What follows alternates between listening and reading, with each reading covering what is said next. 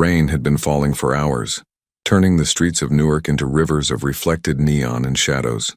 It was the kind of November rain that soaked through your coat in seconds, cold and relentless, drumming against the windows of Rosie's diner with a steady rhythm that had become background noise to Emma Richardson's thoughts. She wiped down the counter for what felt like the 100th time that night, her shoulders aching from the double shift. The clock on the wall read 10:47 p.m. 13 minutes until closing, and the last customer, a truck driver nursing his third cup of coffee, had finally paid his bill and disappeared into the stormy night, his 18-wheeler hissing to life in the parking lot. Emma exhaled slowly, tucking a strand of dark hair behind her ear. 28 years old, and this was her life. Endless shifts at a diner that smelled permanently of grease and burnt coffee, counting tips that never quite stretched far enough, studying medical textbooks in whatever precious moments of silence she could steal. Her nursing school textbook sat in her locker in the back, waiting for the hour-long bus ride home when she'd force her exhausted eyes to focus on anatomy and pharmacology. Another thrilling Friday night at Rosie's, she muttered to herself, her reflection staring back from the chrome napkin dispenser. Dark circles under her eyes, the name tag pinned slightly crooked on her uniform. Emma, in faded red letters. She looked tired. She felt tired, the kind of tired that sleep couldn't fix. The diner was empty now except for her. Marcus, the evening cook, had already left through the front, his motorcycle roaring away 20 minutes ago, eager to get home to his family. The other waitress, Carol, had clocked out at 9, leaving Emma to handle the final hour alone. It was a routine she knew by heart. Wipe the tables, refill the condiment bottles, prep the coffee station for the morning shift, take out the trash, lock up, catch the 11:15 bus on Market Street. She moved through the motions mechanically, her mind elsewhere. The rent was due in 4 days, $350 short even with this week's tips. The payment plan for her nursing school tuition was already 2 weeks overdue. The collection agency had called again that morning, their automated voice cheerful and threatening in equal measure. Her phone, cracked screen and all, sat in her apron pocket like a weight, full of unread messages she didn't have the energy to face. Emma grabbed the trash bag from behind the counter, tying it closed with practiced efficiency. The bag was heavier than usual. Friday nights always generated more waste. She hoisted it with both hands, feeling the strain in her lower back, and headed toward the kitchen. The fluorescent lights hummed overhead as she pushed through the swinging door. The kitchen was clean now, stainless steel surfaces gleaming under the harsh light. Marcus had done a good job tonight. She made a mental note to thank him tomorrow. The back door was just past the industrial dishwasher, a heavy metal door with a push-bar exit. This was the part of closing she always did quickly. The back alley wasn't dangerous exactly, but it wasn't pleasant either. Narrow, poorly lit, lined with dumpsters from the neighboring businesses, a dry cleaner, a convenience store, a shuttered electronics repair shop. During the day, it was just an alley. At night, especially in the rain, it felt like the kind of place where you didn't want to linger. Emma pushed the door open with her hip, the rain immediately hitting her face. She hadn't bothered with a jacket. It was just going to be 30 seconds, maybe less. The dumpster was 15 feet away, its green metal lid already propped open from the morning shift. The rain was coming down harder than she'd realized. It soaked through her uniform almost immediately, plastered her hair to her face. She squinted against the downpour, her sneakers splashing through puddles that had formed in the uneven pavement. That's when she saw them. At first, it didn't register. Her mind, tired and distracted, took a moment to process what her eyes were showing her. There were 2 figures in the alley, partially obscured by the shadows between streetlights. One was tall, leaning heavily against the brick wall. The other was small, held close against the larger figure's chest. Emma froze, the trash bag still gripped in her hands. The rain created a curtain of white noise, but she could hear something else now. Labored breathing, a low sound of pain barely audible over the storm. The taller figure shifted, and the security light from the neighboring building caught them for just a moment. It was a man. She could see that now. His face was pale in the harsh light, drawn with pain. His expensive-looking coat was dark, whether from the rain or something else she couldn't tell. His white shirt beneath it was definitely stained, though. Even from this distance, even in the rain and poor light, she could see the dark patches spreading across the fabric. And in his arms he held a child, a little girl maybe 7 or 8 years old wearing a pink raincoat. Her small face was pressed against the man's chest, her eyes closed. She wasn't moving. Emma's nursing training kicked in before her common sense could catch up. She dropped the trash bag, water splashing around her feet, and took a step forward. "Are you—" she started, but the man's head snapped up at the sound of her voice. His eyes locked onto hers. Even in the darkness, she could see the intensity there, desperation and something harder, something that made her instinctively take a step back. This wasn't some random person who'd had an accident.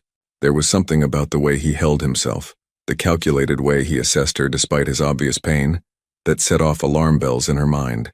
"Please," he said, his voice rough but controlled. He had an accent. Italian, she thought. "My daughter." He took a step toward her and immediately stumbled, catching himself against the wall with his free hand. The movement caused him to wince, a sound of pain escaping through clenched teeth. The little girl in his arms stirred slightly but didn't wake. Emma's heart was pounding now. Every instinct told her to run back inside, lock the door, call 911. This was Newark. You didn't get involved in things that weren't your business.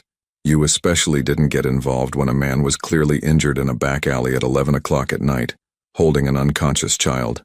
But the child, what happened? Emma heard herself ask, her voice steadier than she felt. She took another step closer, her sneakers squelching in the rain. "Is she hurt?" The man's jaw tightened. Up close now, Emma could see more details. He was maybe in his mid-40s, with dark hair going gray at the temples. His coat was expensive. Cashmere, probably, and even soaked with rain and stained, it screamed money. His watch caught the light, a Rolex. His shoes were Italian leather, now ruined by the wet pavement. This wasn't someone who belonged in this alley behind a rundown diner. "She's in shock," the man managed, his breathing labored. I can't go to a hospital, they'll find us." Emma felt ice run down her spine that had nothing to do with the rain. "Who will find you?" she asked, though part of her didn't want to know the answer. The man's eyes moved past her, scanning the alley entrance, the roof lines, the shadows. He was looking for threats. Everything about his body language, despite his injury, was that of someone trained to assess danger. "Please," he said again, and this time there was something raw in his voice that cut through Emma's fear. "I'm not asking for me. My daughter, she's not hurt physically, but she needs somewhere safe, just for a few hours, until I can make a call." Emma looked at the child in his arms. The little girl's face was pale, her dark hair plastered to her cheeks just like Emma's own. She was breathing. Emma could see the slight rise and fall of her small chest, but there was something wrong. The child should have woken by now, should have reacted to the cold rain, to being held so tightly. Shock, trauma. Emma had studied it in her textbooks, had seen it during her clinical rotations at the hospital. When the mind encounters something too terrible to process, sometimes it just shuts down. "What's your name?" Emma asked the man, stalling, trying to think. A flicker of something crossed his face. Surprise, maybe, that she was still standing there talking to him instead of running. "Vittorio," he said after a moment's hesitation. "Vittorio Marconi. And this is Sophia. Marconi." The name rang a bell somewhere in the back of Emma's mind. Something she'd seen in the news, maybe, or heard mentioned in whispered conversations at the diner. Newark wasn't a small town. There were names you learned to recognize, families you learned to avoid. Her hands were shaking now, and not from the cold. This was a decision point. She understood that with perfect clarity. Whatever she did in the next 60 seconds would change everything. "I'm a waitress," Emma said, the words tumbling out. "I'm not a doctor. I'm still in nursing school. I can't, please." Vittorio took another step forward, and Emma could see him struggling to stay upright. Blood was dripping down his leg now, mixing with the rainwater, creating dark rivulets that ran toward the storm drain. "I'm not asking you to fix this. I just need a few hours. Somewhere they won't look. I have people, they're coming, but I need time." "You need a hospital," Emma said, her professional training overriding her fear for a moment. "That's a serious injury. You could have internal bleeding, organ damage." "Hospital means police," Vittorio interrupted. "Police means we're dead. Both of us. They have people everywhere." Emma's mind was racing. This was insane. This was dangerous. This was exactly the kind of situation every survival instinct told you to avoid. She should go back inside, lock the door, and pretend she never saw anything. In Newark, you learned young. You didn't see nothing. You didn't know nothing. You kept your head down and survived. But the little girl, Sophia made a small sound, a whimper in her sleep, and Vittorio's arms tightened around her protectively. In that moment, he didn't look like a dangerous man. He looked like a father, terrified and desperate, trying to protect his child from something unspeakable. Emma thought of her own father, dead now for 5 years. He'd been a good man, a bus driver who worked double shifts to keep food on the table, who taught her to help people when she could. "We don't have much, Emma girl," he used to say, "but we've got our humanity. Don't ever lose that." God, she missed him. "How did you find this place?" Emma asked, still trying to process to understand. "Random," Vittorio admitted, his voice getting weaker. "We were driving. They hit us on Route 21. Ran us off the road. I got away, but barely. Saw your light. Figured, nowhere place off the main street. Somewhere to hide for a moment. To think." He was fading. Emma could see it in his eyes. The way his grip on Sophia was loosening. He was going to collapse soon. Maybe minutes, and then what? A body in the alley, a traumatized child, and Emma caught in the middle of whatever this was. "Okay," Emma heard herself say, the word out before she could stop it. "Okay, come inside." Through the back, Vittorio's eyes widened slightly. "You'll help us? I'm going to stabilize you enough that you don't die in the next hour," Emma said, her voice harder now, nurse mode kicking in. "Then you're going to explain exactly what's happening. And then you're going to leave and I'm going to forget this ever happened, understood?" It was a lie. She knew she'd never forget this, but it was something to say, some way to make this feel less like she was throwing her entire life away. Vittorio nodded, the movement causing him to sway dangerously. "Can you walk?" Emma asked. "Yes." "Then follow me, and move quickly. I need to lock up before anyone sees." Emma turned and headed back toward the door, her heart hammering so hard she could feel it in her throat. Behind her, she heard Vittorio's uneven footsteps, the sound of his labored breathing. She held the door open as he stumbled through, Sophia still clutched in his arms. Up close, in the fluorescent light of the kitchen, Emma could see the full extent of his injury. His shirt was soaked with blood on the left side, and there was a tear in the fabric. A wound, maybe 4 inches below his rib cage. Not actively spurting, which was good. No major artery hit, but bleeding steadily.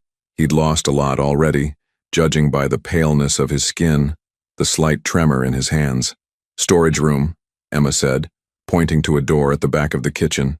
"In there. Now." Vittorio nodded and moved toward it, leaving a trail of water and blood on the clean floor. Emma's mind was already cataloging what she'd need to clean that up, how to make it look like nothing had happened. She went back to the door, grabbed the forgotten trash bag, tossed it in the dumpster, and came back inside. She locked the deadbolt with shaking fingers, then went to the front of the diner and locked that entrance too. She flipped the open sign to closed, pulled down the shades on the front windows. The security camera. God, the security camera. Emma looked up at the small dome camera in the corner of the dining room. It recorded to a DVR in Mr. Rossetti's office upstairs. He checked it maybe once a week, usually only if there was a problem. But still, she'd deal with that later. First things first. Emma hurried back to the kitchen, grabbing the first aid kit from under the sink. It was basic, bandages, antiseptic, tape, not nearly enough for what she was dealing with, but it was a start. She grabbed clean dish towels too, a bottle of vodka from behind the bar, for sterilization, her mind rationalized, and a bottle of water. In the storage room, Vittorio had managed to lower himself onto the floor, his back against a shelf of canned goods. Sophia was laid gently beside him, her head pillowed on his folded coat. The little girl's eyes were still closed, but Emma could see her breathing was steady. Good. Vittorio was pressing his hand against his side, blood seeping through his fingers. Emma knelt beside him, setting down her supplies. "I need to see it," she said. Vittorio removed his hand, and Emma lifted his shirt carefully. The wound was a clean cut, maybe 2 inches long, just below his ribs on the left side. Not a projectile wound like she'd half expected. This was a blade. "What happened?" she asked, opening the antiseptic. "Car accident," Vittorio said through gritted teeth. "Metal, piece of the door frame." Another lie. Emma knew what knife wounds looked like from her ER rotation, but she didn't call him on it. Plausible deniability, some part of her brain whispered. The less you know, the better. "This is going to hurt," Emma warned, pouring vodka over a clean towel. Vittorio nodded, his jaw set. Emma began cleaning the wound as gently as she could, but there was no way to make it painless. To his credit, Vittorio barely made a sound, just a sharp intake of breath and a tightening around his eyes. "You're lucky," Emma said, focusing on her work. "It's not deep enough to have hit anything vital, but you've lost blood and there's serious risk of infection. You need antibiotics, proper stitches, a hospital." "Can't," Vittorio said simply. "Then you need to tell me what alternatives you have," Emma said, applying pressure with a clean towel. "Because I can bandage this, but without proper medical care you're looking at sepsis, shock, possibly worse." "I have a doctor," Vittorio said. "Private, he'll come. But I need to make the call from somewhere secure and I needed somewhere to wait. An hour, maybe 2. Emma applied a tight bandage, using most of the first aid kit supplies. It wasn't pretty, but it would hold for now. "You're going to need to keep pressure on this," she said. "And you need fluids. When's the last time you ate or drank anything?" "This morning." Emma stood up and went to the storage shelves, grabbing a bottle of orange juice and some crackers. "Drink this, slowly. The sugar will help." While Vittorio drank, Emma turned her attention to Sofia. The little girl was still unconscious, or asleep. It was hard to tell. Emma checked her pulse. Steady, if a bit fast. Her skin was cold from the rain, but her color was decent. No obvious injuries. "Sofia," Emma said softly, touching the child's shoulder gently. "Sweetheart, can you hear me?" The little girl's eyes flickered but didn't open. "What happened to her?" Emma asked, looking at Vittorio. For a long moment he didn't answer. Then, quietly, she saw something. Something she shouldn't have. Her mind, it's protecting her, I think. Shutting it out. Emma's chest tightened. Whatever had happened tonight, it had been bad enough to send a child into psychological shock. "She needs help too," Emma said. "Professional help. A therapist who specializes in trauma." "I know," Vittorio said, and there was such pain in his voice that Emma felt something crack in her chest. "I know what she needs. I know what I've done to her, bringing her into this life. I know." For a moment, they sat in silence. The only sound the distant drumming of rain on the roof. "Who's after you?" Emma finally asked. Vittorio looked at her for a long moment, as if weighing how much to tell her. "People who want what I have," he said finally. "People who think the only way to get it is to eliminate me and everyone I love. And the police can't help." Vittorio's laugh was bitter. "The police are part of the problem." Emma sat back on her heels, the full weight of the situation settling over her. She'd just helped a man who was clearly involved in something criminal, possibly very criminal. She'd brought him into her workplace, used supplies here, left her fingerprints all over a crime scene. Because that's what this was, wasn't it? A crime scene. "I should call someone," Emma said, though she made no move toward her phone. I'm not equipped for this." "I understand," Vittorio said. "And I won't stop you. But if you do, we're both dead before morning. Sofia too." "You keep saying that, but you think I'm exaggerating?" Vittorio interrupted, his voice sharp. "You think this is some movie drama? I have 3 associates dead tonight. My driver, my bodyguard, my advisor. All dead. They killed them in front of Sofia. In front of my 7-year-old daughter, He stopped, his composure cracking. He looked away, blinking hard. Emma felt sick. This little girl, sleeping fitfully beside them, had watched people die tonight. Multiple people. No wonder her mind had shut down. "I'm sorry," Vittorio said after a moment, his voice controlled again. "I'm sorry for involving you. I had nowhere else to go. No one else to turn to. Everyone I trust is either dead or compromised." "You don't know me," Emma pointed out. "I could be compromised too. You're a waitress at a diner, working a late shift in the rain, studying nursing on the side," Vittorio said. "I know how to read people, Ms. Emma. Just Emma." "Emma," Vittorio repeated. "You saw a man and a child in trouble, and instead of calling the police or running away, you helped. That tells me everything I need to know about who you are. Or maybe I'm just stupid," Emma muttered. "Maybe," Vittorio agreed, a ghost of a smile crossing his face. "But I don't think so. I think you're someone who still believes in doing the right thing, even when it's difficult, even when it's dangerous." Emma didn't know what to say to that. She stood up, needing space to think. The storage room suddenly felt very small. "I need to clean up the kitchen," she said, "the blood before morning shift comes in at 6. "I'll help." "You'll sit there and not die," Emma interrupted. "That's what you'll do. Keep pressure on that wound. Watch your daughter. And think very carefully about what happens next, because I need better answers than 'my doctor is coming.'" Emma left the storage room before Vittorio could respond, closing the door behind her. She stood in the kitchen for a moment, just breathing, trying to process. What had she done? Her phone buzzed in her pocket. A text from her roommate, Jess. You working late again? There's leftover pizza. Normal life. A text about pizza. It seemed to come from another universe. Emma didn't respond. She couldn't think about normal right now. She spent the next 20 minutes methodically cleaning the kitchen floor, using bleach and hot water, scrubbing until there was no trace of blood, no evidence that anything unusual had happened. She was thorough, almost obsessive about it, the repetitive motion giving her mind something to focus on besides the enormity of what she'd just done. When she finished, the kitchen gleamed. Perfect. Just another night at Rosie's diner. Emma looked at the clock. 11:34 p.m. She'd missed her bus. The next one wouldn't come for another hour. She almost laughed at the absurdity of it. Here she was, hiding a wounded man and a traumatized child in the storage room, worried about a missed bus. Emma went to the storage room door and knocked softly before entering. Vittorio was exactly where she'd left him, still maintaining pressure on his wound. Sophia had shifted slightly, her small hand reaching out in her sleep. Vittorio had moved closer to her, his free hand holding hers. Did you make your call? Emma asked. Not yet, Vittorio admitted. My phone, it might be tracked. I'm waiting until Marco can bring me a clean one. Marco? Someone I trust. He's on his way, but he's being careful, making sure he's not followed. Emma nodded slowly. When he gets here, you both leave. You take Sophia, you get your medical help, and you forget this place exists. Agreed? Agreed, Vittorio said, though something in his eyes suggested it wouldn't be that simple. Emma was about to say more when Sophia made a small sound. A whimper, then a word. Mama. Vittorio's face crumbled for just a second before he composed himself. Her mother died 3 months ago, he said quietly.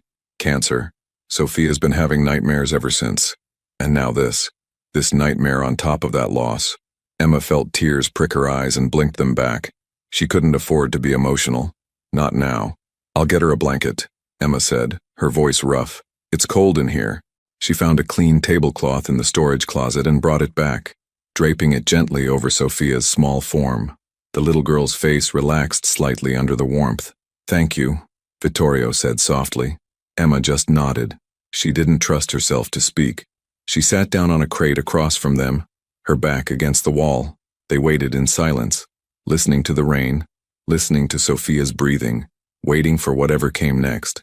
Emma checked her phone. 11:51 p.m. 9 minutes until midnight. 9 minutes until this awful Friday became Saturday. 9 minutes until a new day. Somehow Emma knew that when this night was over, nothing would ever be the same. She'd opened a door, literally, and on the other side was a world she'd never wanted to know existed, a world of violence and danger and impossible choices, but also a world where a father held his daughter's hand in the dark, where a little girl needed protection, where maybe, just maybe, one person's choice to help could make a difference. Emma looked at Vittorio, at Sophia, at the first aid supplies scattered around them. Tell me about her, Emma said suddenly. Tell me about Sophia. What does she like? What makes her happy? Vittorio looked surprised by the question. Then, slowly, he began to talk. She loves art, he said, a real smile touching his face for the first time. Drawing, painting, anything creative. Her room is full of her pictures.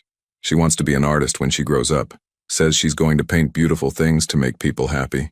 As Vittorio talked about his daughter, her favorite color, purple, her imaginary friend, a cat named Whiskers, her habit of singing made-up songs, Emma saw him transform. Not a dangerous man, not a criminal, just a father, loving his child, desperate to keep her safe. And Emma realized that she'd already made her choice. Back in that alley in the rain, there was no going back now.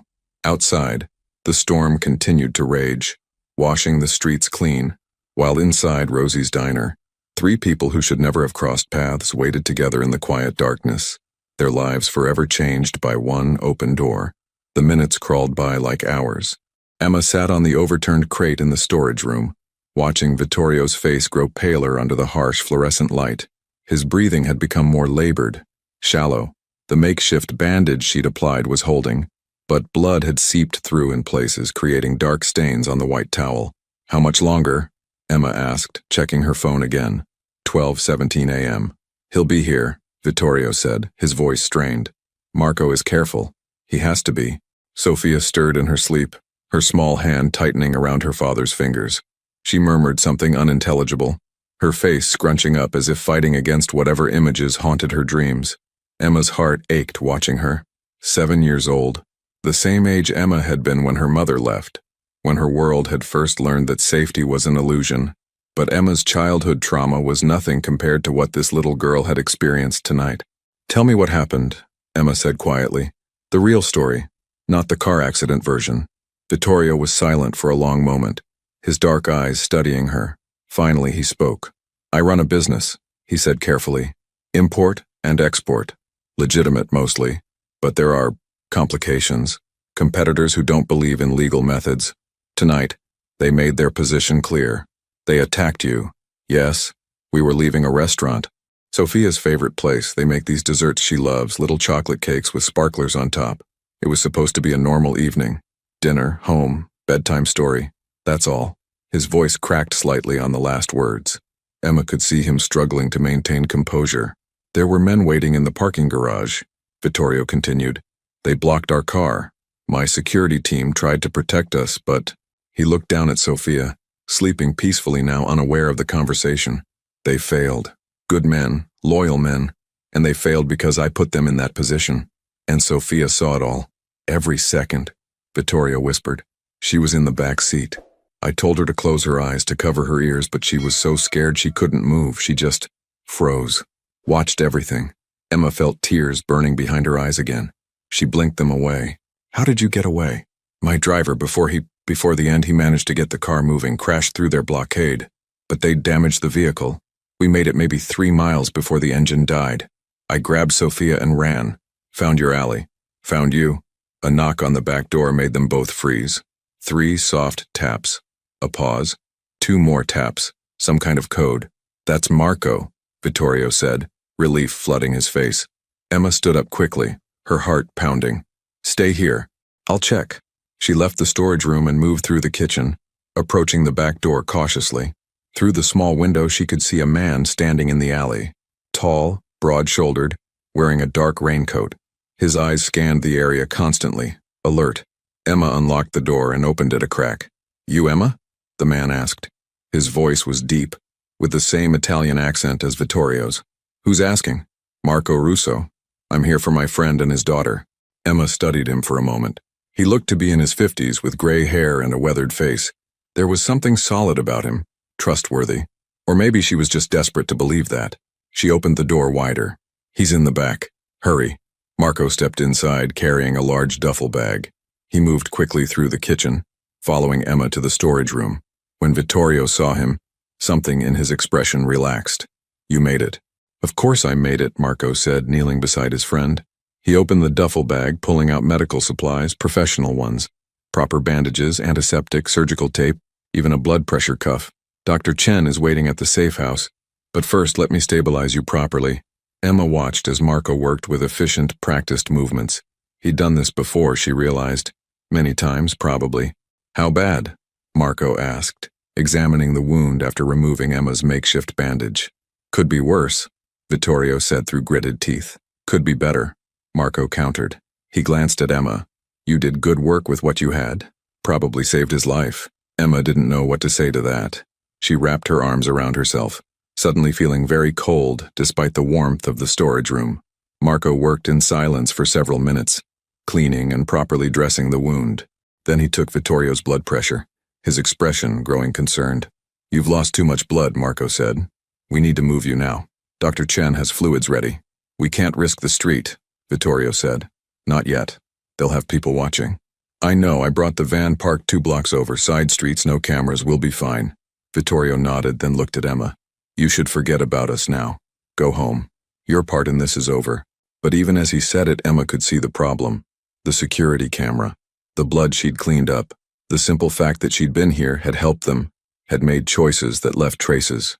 "The camera," Emma said. "Upstairs. It recorded everything." Marco and Vittorio exchanged a glance. "Where's the recording system?" Marco asked. "Office upstairs. My boss checks it maybe once a week, but..." "Show me," Marco said. Emma led him up the narrow staircase to Mr. Rossetti's office.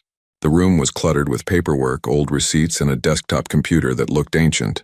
The DVR system sat on a shelf, a small black box with blinking lights. Marco examined it for a moment, then pulled out a small device from his pocket. He connected it to the DVR, and Emma watched as he navigated through menus with practiced ease. "What are you doing?" she asked. "Editing tonight's footage," Marco said, removing the relevant sections. "It'll show you working, closing up, taking out the trash, locking up, nothing unusual. You were never in that alley. We were never here." Emma felt a chill run down her spine. This was really happening. She was really complicit in this now, helping them cover tracks, erase evidence. "I need to go home," Emma said suddenly. "I need to think." Marco looked at her with something like sympathy. "I understand this is overwhelming, but I need you to listen carefully. You helped us tonight and we're grateful, but now you need to be smart. When you go home, everything is normal. You worked your shift, you took the bus, you went home. That's all. You don't mention this to anyone. Not your roommate, not your friends, nobody." "I know how to keep my mouth shut," Emma said, more sharply than she intended. "I believe you," Marco said gently, "but I need you to understand the stakes. The people looking for Vittorio, they're thorough. If they even suspect you helped him, they won't ask nicely." The implication hung in the air between them. "Are you threatening me?" Emma asked, her voice quiet. "No," Marco said firmly. "I'm warning you. There's a difference. Vittorio would never let anyone hurt you, but I can't protect you if you draw attention to yourself." They went back downstairs. In the storage room, Vittorio had managed to sit up straighter. Sophia was beginning to stir, her eyes fluttering. "We need to move," Marco said to Vittorio. "Can you walk?" "Yes." But when Vittorio tried to stand, his legs buckled. Marco caught him, bearing most of his weight. "Papa?" Sophia's small voice, confused and scared. Vittorio's face transformed instantly, all the pain pushed aside by sheer willpower. "I'm here, Piccola, I'm right here." Sophia's eyes opened fully, and for a moment she looked around in confusion. Then her gaze landed on Emma, and fear flashed across her face. "It's okay," Vittorio said quickly. "This is Emma. She's a friend. She helped us." Sophia studied Emma with huge, dark eyes. She didn't speak. Emma knelt down to Sophia's level, careful to keep her distance, not wanting to scare the child further. "Hi, Sophia," Emma said softly. "Your dad told me you like to draw. I bet you're really good at it." Sophia's expression didn't change, but she nodded slightly. "Maybe someday you can show me some of your pictures," Emma continued. "I'd like to see them." Another small nod. Then Sophia looked back at her father, reaching for him with both arms. Vittorio winced as he lifted her, but he held her close. "We're going somewhere safe now," he told her. "Somewhere warm and quiet. Would you like that?" Sophia buried her face in his shoulder, her small body trembling. Marco looked at Emma. "We'll go out the back.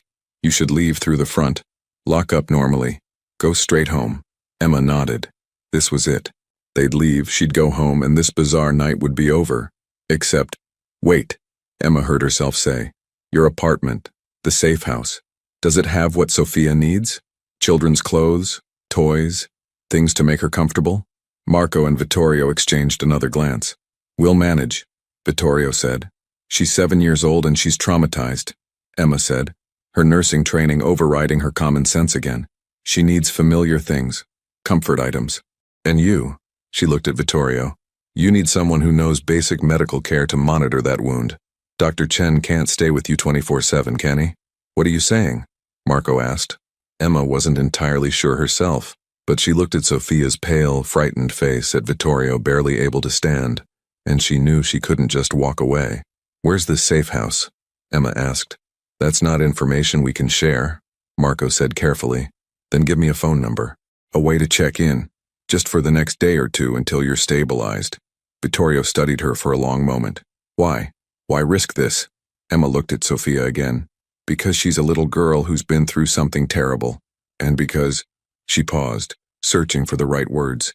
"Because my father taught me that when you can help, you should help, even when it's hard. Especially when it's hard." Marco pulled out a phone. Not a smartphone, Emma noticed, but an old flip phone. He wrote a number on a scrap of paper and handed it to her. "Memorize it," he said. "Then destroy the paper. If you need to reach us, call from a payphone, not your personal phone. Ask for Marco. Don't use any names." Emma looked at the number, committing it to memory. Then she tore the paper into tiny pieces, stuffing them in her pocket to dispose of later. "We should go," Marco said. "Now." He helped Vittorio to his feet, supporting most of his weight. Sofia clung to her father's neck, her eyes squeezed shut. Emma led them through the kitchen to the back door, checking the alley first. Empty. The rain had finally stopped, leaving everything wet and glistening under the streetlights. 2 blocks west, Marco said. "Black van. We'll be fine from here." Emma watched as they moved slowly into the alley, Marco practically carrying Vittorio, Sofia wrapped in her father's arms. They disappeared into the shadows, and Emma was alone. She stood there for a moment, just breathing, trying to process what had just happened. Then she went back inside, locked the door, and began the process of actually closing the diner.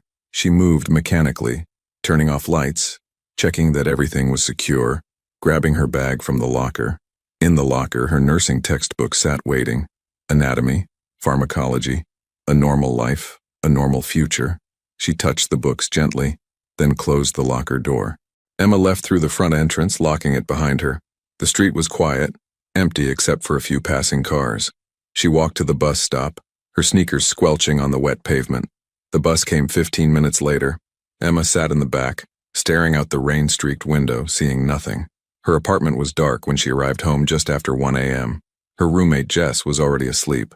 Emma could hear soft snoring from the other bedroom. She went to her own room, closed the door, and sat on the edge of her bed. Her phone buzzed. A text from an unknown number. "Home safe. Thank you. Emmy." Emma stared at the message for a long moment, then deleted it. She should sleep. She had a shift tomorrow, today technically, at 2 p.m. Just a few hours to rest. But sleep wouldn't come. Every time she closed her eyes, she saw Sofia's frightened face, Vittorio's blood on her hands, the moment in the alley when she'd made the choice to help. Around 3 a.m., Emma finally dozed off, her dreams filled with rain and shadows, and a little girl crying for her mother.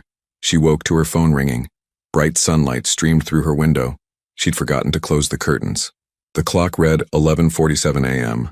The caller ID showed Rosie's Diner. Emma's heart sank as she answered. "Hello? Emma? It's Mr. Rossetti."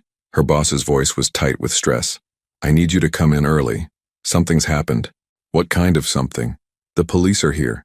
They're asking questions about last night. They want to talk to whoever closed." Emma's blood ran cold. "Police? Why?" "Just get here, as soon as you can." The line went dead. Emma sat frozen for a moment, panic clawing at her chest. Then training took over. She needed to think clearly, stay calm. She showered quickly, washing away any remaining evidence from last night.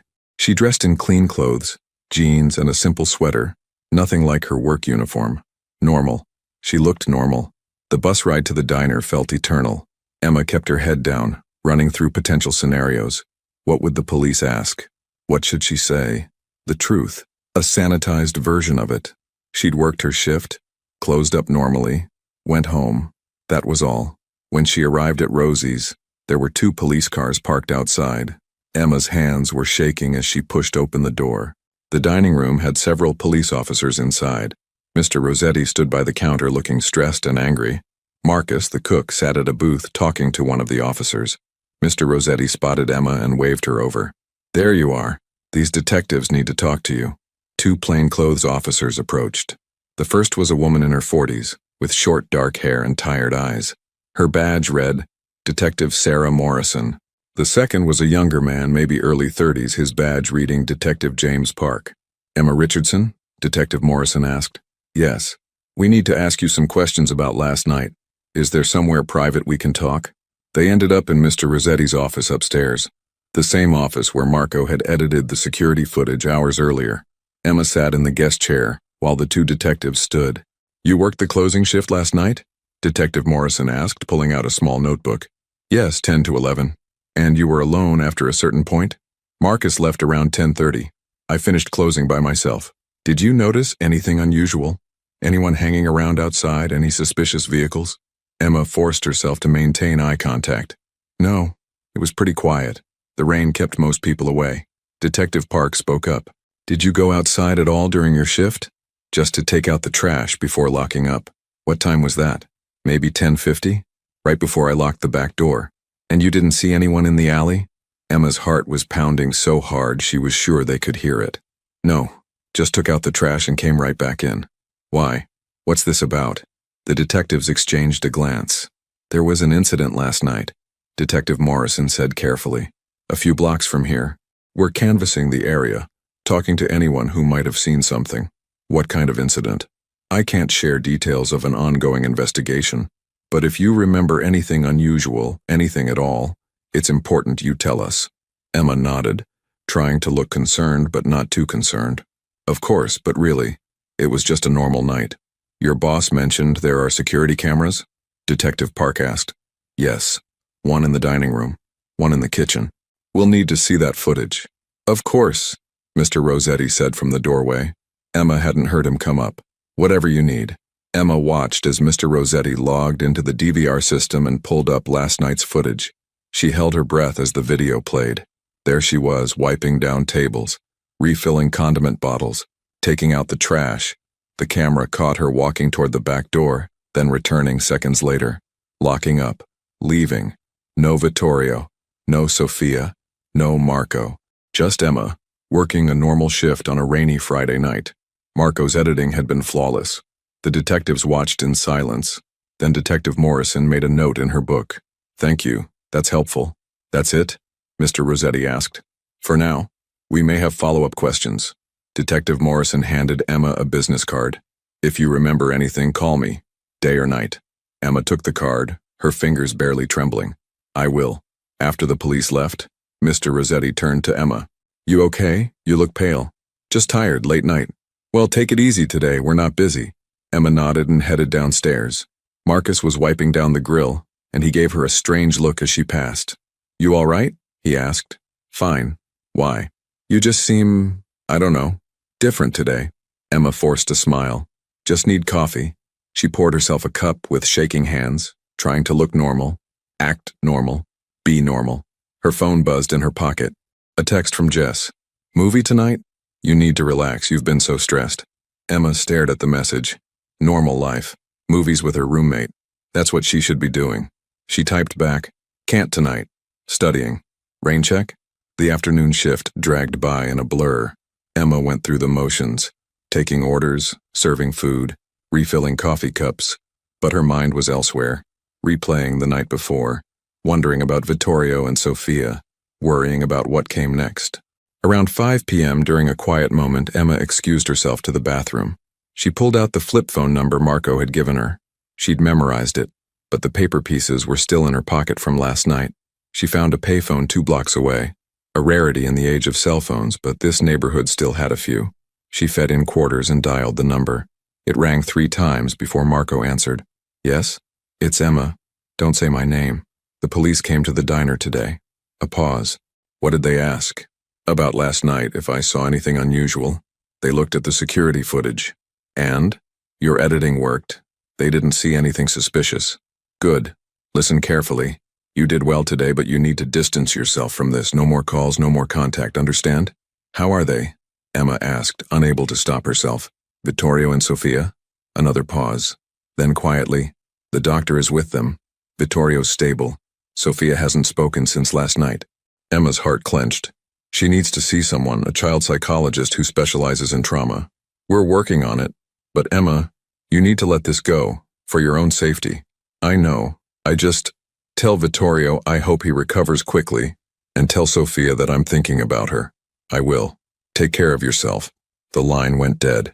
Emma hung up the phone and stood there for a moment, feeling the weight of everything settling on her shoulders. She'd done what she could. Now she had to move on, go back to her normal life, forget this ever happened. Except she knew she never would. When Emma returned to the diner, Marcus was waiting by the back door smoking a cigarette. Emma, he said as she approached. Can I ask you something? Sure. Last night, when I left, everything was normal? Yeah. Why? Marcus took a drag of his cigarette, studying her. I just got this weird feeling, like something happened after I left. The cops showing up today, you acting strange. He shook his head. Never mind, I'm probably just paranoid. It's been a weird day, Emma agreed carefully. Yeah. Marcus flicked ash onto the pavement. Hey, you'd tell me if something was wrong, right? If you needed help with something? For a moment, Emma was tempted to tell him everything. Marcus was a good guy, trustworthy. someone who'd worked at the diner for 15 years. But she remembered Marco's warning and she thought about Sophia's frightened face. "I'm fine," Emma said. "Really, just tired." Marcus nodded slowly, not quite believing her but not pushing either. "All right, but I'm here if you need anything. You know that, right?" "I know. Thanks, Marcus." The rest of the shift passed uneventfully. Emma clocked out at 10 p.m., exhausted in a way that went beyond physical tiredness. On the bus ride home, she stared out the window at the passing city lights. Somewhere out there, Vittorio was recovering from his wound. Sophia was trying to process trauma that no child should have to experience. And Emma was caught between two worlds, the normal life she'd been building and the dangerous reality she'd glimpsed last night. When she got home, Jess was on the couch watching TV. "Hey, you look exhausted. Rough shift?" "Something like that," Emma said, dropping her bag by the door. "Well, I saved you some dinner. Chicken stir-fry in the fridge." "Thanks. I'm just going to shower and crash." In her room, Emma finally allowed herself to break down.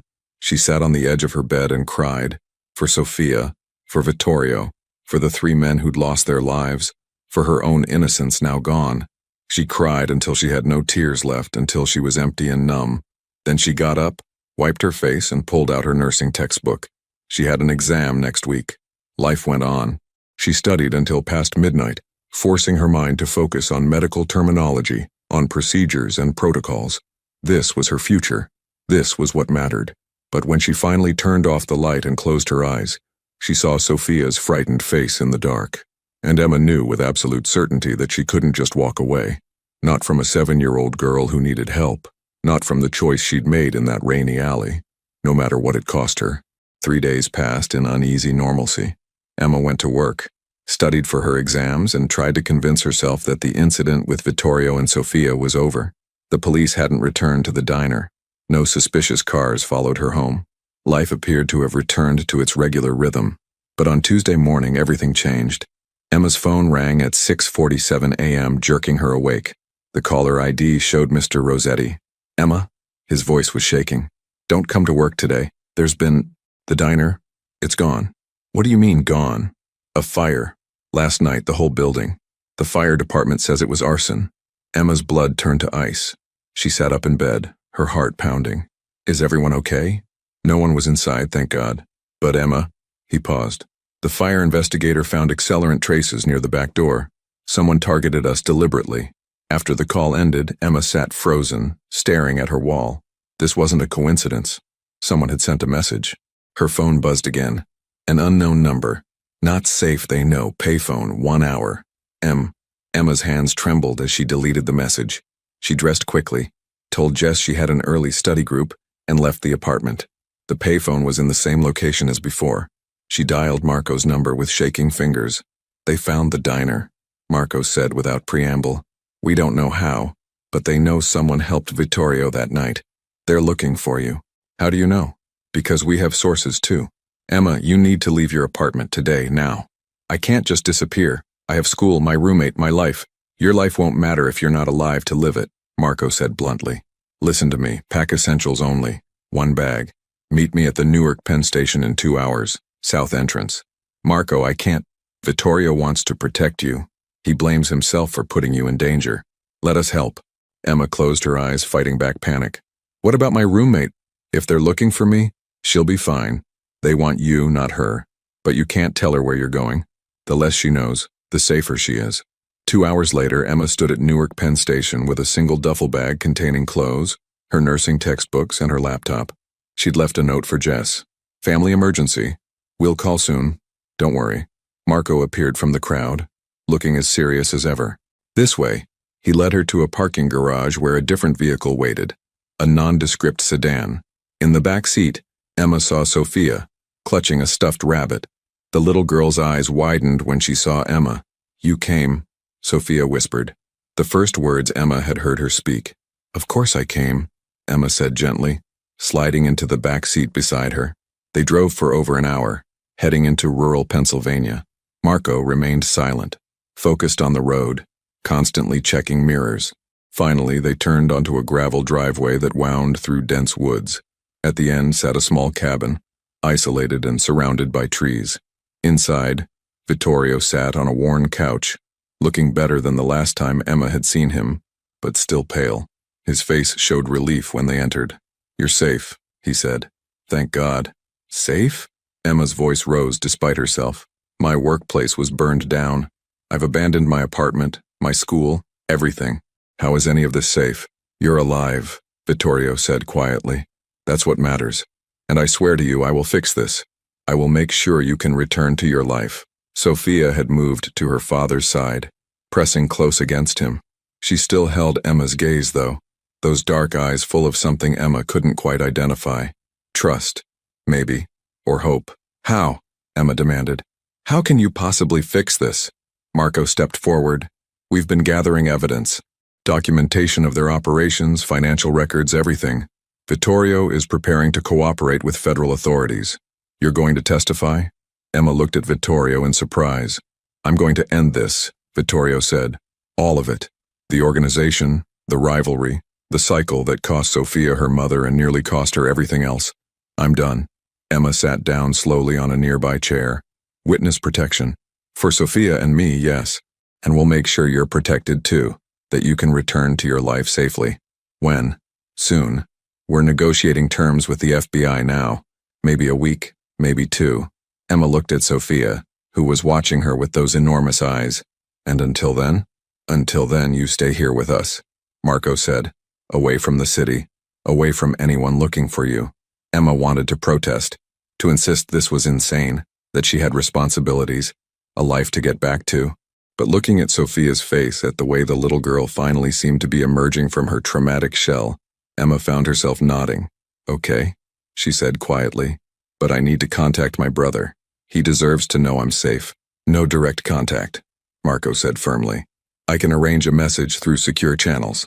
Emma's brother Derek lived 2 hours away with his wife and young son. They'd been estranged since their father's death. Derek had blamed Emma for not being there at the end, though she'd been working doubles to pay for nursing school. The wound between them had never healed, but he was still family, and he was ex-military, resourceful. If something happened to her, he'd need to know. That evening, after Sophia had gone to bed in the cabin's small bedroom, Emma sat with Vittorio on the porch. The woods were dark and quiet, peaceful in a way the city never was. "Tell me about her mother," Emma said softly. Vittorio was silent for a long moment. "Isabella. She was everything good. A teacher, gentle, patient. She saw something in me worth saving, though God knows why." He smiled sadly. "She got sick 2 years ago, cancer. She fought so hard for Sophia's sake, but in the end, I'm sorry. She made me promise before she died that I would get Sophia out of this life, that I would give her a normal childhood, a safe future. I failed her. I kept telling myself I could manage both, the business and being a father. I was wrong. You're trying to fix it now," Emma said. "That counts for something." "Does it?" Vittorio looked at her. 3 good men are gone because of me. Your life is upside down because of me. My daughter can't sleep through the night without nightmares because of me. You didn't choose for those men to attack you." "No, but I chose the life that made me a target. Every choice has consequences, Emma. I'm just finally facing mine." Inside, through the window, Emma could see Sophia's small form in the bed, Marco sitting in a chair nearby keeping watch. "She's starting to talk again," Emma observed. "That's progress." "Because of you," Vittorio said. "She trusts you. I think you remind her of her mother. The gentleness." Emma felt tears prick her eyes. "I'm not sure what I'm doing. I'm just trying to help. That's more than most people would do." They sat in comfortable silence, listening to the night sounds of the woods. Tomorrow would bring more challenges. Negotiations with the FBI, plans for their safety, the slow process of healing. But for now, in this quiet moment, there was peace. And for the first time since opening that door in the rain, Emma felt like maybe, just maybe, they would all make it through this, together. The FBI negotiations took 10 days. Emma spent that time at the cabin with Vittorio, Sophia, and Marco, existing in a strange bubble outside normal life. She helped Sophia with drawings, read her bedtime stories, and watched the little girl slowly emerge from her trauma. Each day brought small victories, a laugh, a full conversation, a night without nightmares. On the 11th day, 2 federal agents arrived at the cabin. Special Agent Catherine Walsh and her partner presented Vittorio with the final agreement. In exchange for his complete testimony and evidence against both criminal organizations, he and Sophia would enter witness protection with new identities in a different state. And Emma? Vittorio asked immediately. Ms. Richardson will be protected during the trial proceedings, Agent Walsh assured them. After the arrests are made, she'll be able to return to her life. We'll ensure her safety. That evening, Emma sat with Sophia on the porch steps, watching the sunset paint the sky in shades of orange and pink. Will I ever see you again? Sophia asked quietly, her small hand finding Emma's. Emma's heart broke a little. I don't know, sweetheart, but I'll never forget you. And wherever you go, whatever new name you have, you'll still be the same amazing, brave girl. I drew you something, Sophia said, pulling a folded paper from her pocket. For you to keep. Emma unfolded it carefully. It was a crayon drawing of 3 figures holding hands under a rainbow. A tall man, a small girl, and a woman with dark hair. Above it, in careful letters, Sophia had written, My family that saved me. Tears slipped down Emma's cheeks. It's beautiful. I'll treasure it always. The next morning, the arrests happened simultaneously across 3 states. Marco called with the news. 26 people taken into custody, both organizations dismantled. The threat was over. 2 days later, a black SUV arrived to transport Vittorio and Sophia to their new life. Emma stood in the driveway, her duffel bag packed, watching them prepare to leave. Vittorio approached her, moving carefully. His wound had healed well, but he was still recovering. I've arranged something for you, he said, handing her an envelope. It's not enough. It could never be enough for what you've done. But it's a start. Inside was a cashier's check. Emma's eyes widened at the amount, enough to cover her nursing school tuition completely with money left over. I can't accept this, she whispered. You can and you will, Vittorio said firmly. It's from legitimate sources, properly documented. Use it to finish your education. Become the nurse you're meant to be. Help other people the way you helped us. Sophia ran over, throwing her arms around Emma's waist. Thank you for being kind to us, she said, her voice muffled against Emma's shirt. Emma knelt down, hugging her tightly. Thank you for being so brave. Promise me you'll keep drawing, okay? Keep making beautiful things. I promise. They held each other for a long moment. Then Marco gently touched Sophia's shoulder. It's time, little one. Emma watched the SUV disappear down the gravel drive, taking with it 2 people who had changed her life forever. 6 months later, Emma Richardson walked across the stage at her nursing school graduation, diploma in hand. The auditorium was filled with proud families, and in the 3rd row, her brother Derek sat with his wife and son, applauding loudly. They'd reconciled during Emma's family emergency. The crisis had brought them back together. Her new job started Monday, emergency room nurse at Newark Medical Center. She'd found a new apartment, rebuilt her life, and moved forward. But she never forgot. In her locker at the hospital, she kept Sophia's drawing in a protective sleeve. Every shift before she started her rounds, Emma would look at those 3 crayon figures holding hands and remember the night a door opened in the rain. One Tuesday afternoon, a package arrived at the hospital addressed to Emma. Inside was a single item, a professional painting of a rainbow over mountains signed simply S. No return address, no note needed. Emma hung it in her living room where she could see it every day. She never learned where Vittorio and Sophia had gone, what names they now used, what their new life looked like. But sometimes, on quiet nights, Emma imagined Sophia in a classroom somewhere, drawing pictures, making friends, living the normal childhood her mother had wanted for her. And Emma knew that one choice, one moment of compassion in a dark alley, had changed 3 lives forever. She'd opened a door, and behind it she'd found not danger alone but also courage, purpose, and the profound truth that sometimes the right choice is simply to help, no matter the cost. Emma Richardson went to work each day knowing she'd done exactly that, and it was enough. I love that. Captain J. Roberts. Thank you for the follow. Welcome in, Captain. What do you mean you're welcome? You're welcome. For being introduced to the wonder that is Inés. Your curiosity.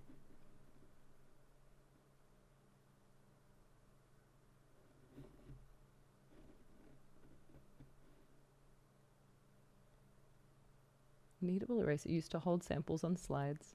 Science hot plates, $12 cooktop we got off Amazon and sometimes doesn't turn off. Oh. For science. naturally. I'm so sorry, Leah. So sorry.